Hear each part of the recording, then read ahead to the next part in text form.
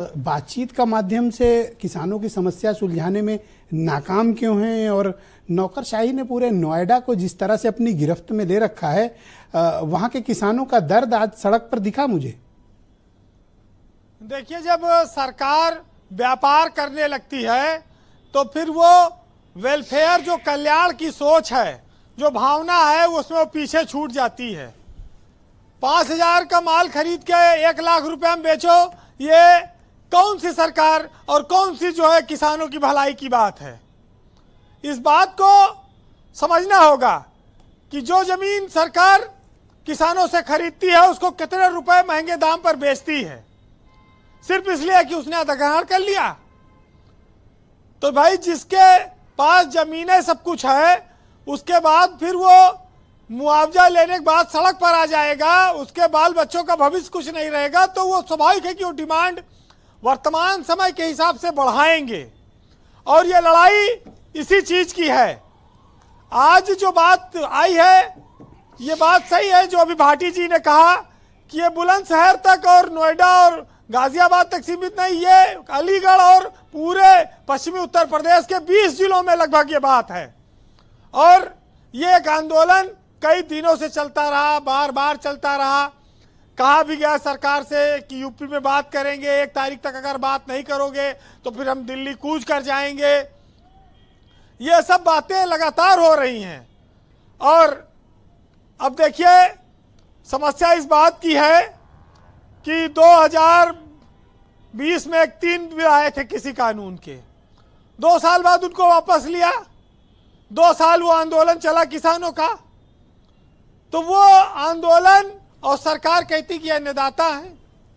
अगर अन्नदाता पीड़ित है, परेशान है, भूमिहीन हो रहा है, तो फिर उस अन्नदाता को खाली शब्दों से कितने दिन तक महिमा मंडन करोगे। शब्द के साथ साथ आज के जमाने में अर्थ का बड़ा महत्व है।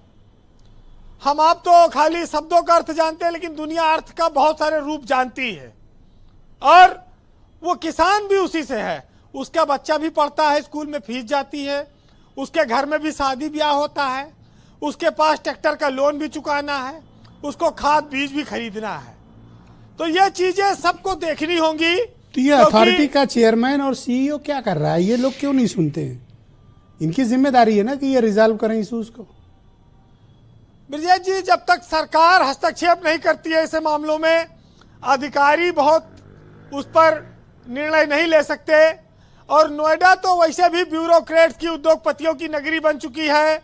जिसके पास सैकड़ों करोड़ रुपया है वो नोएडा में जाके बसता है, बड़ी बड़ी जमीनें खरीदता है। तो स्वाभाविक है कि अफसर तो वैसे भी कोई नहीं जाएगा लड़ने, सरकार को ही निर्णय लेना पड़ेगा, क्योंकि वो चुनती जनता है उनको जी। किसान भी उन्हीं को वोट देके चुना हुआ है, तो वो निर्णय ले, उनके अधिकार में है।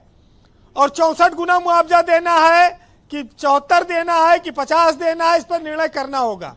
लेकिन अगर आप किसी जमीन ले रहे हैं और डेवलप करके 10% उसको वापस कर दे, मुआवजा भी दे रहे हैं, तो इसमें क्या यही तो सरकार का काम है कि हम अपने नागरिकों को सुविधा संपन्न बनाएं। और वो भी उनकी जिनके पास भूमिहीन हो गए, रोजगार नहीं है, उनको रोजगार मिलेगा, अपनी जमीन पे कारोबार करें, व्यवसायिक एक्टिविटी करें, कोई रोक नहीं है। लेकिन समस्या इस बात की है, हम इस बात को कहते हैं कि इस देश में धान और जान की बड़ी कीमत है, लेकिन खाली कहते ही हैं, उसको समझते नहीं हैं। उसकी कीमत को समझना होगा, क्योंकि धान भी 22 पसेरी बिक रहा है। किसानों का धान कैसे खरीदा जाता है आप जान रहे हैं, और किसान आंदोलन में कितनी जान चली गई ये भी लोग देखे हैं जी। तो संवेदनशील बनना होगा, किसी सरकार से शिकवा शिकायत नहीं। जो सरकार है वो किसान को जितना दे सकती है दोनों हाथ से दे। अभी तो खाद और बीज पानी का संकट चल रहा है, वो भी देना होगा, क्योंकि गेहूं की बुआई का सीजन चल रहा है।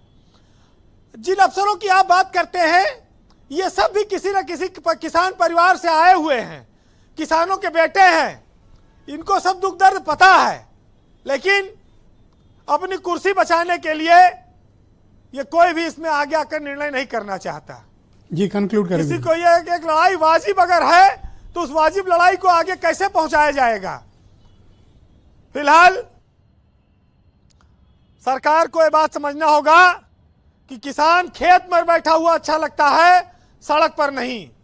उसको रोकना होगा, क्योंकि इस देश में हमेशा से ये बात साबित होती रही है कि इस देश चाहे जितना डिजिटल हो जाए, चाहे दुनिया चाहे जितनी तरक्की कर जाए, डिजिटल हो जाए, रोटी मोबाइल से डाउनलोड नहीं होगी, वो किसान के खेत में ही पैदा होगी, तभी आपकी पेट में जाएगी जी।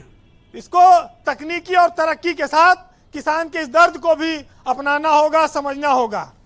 फिलहाल सुनिएगा, समय कम है,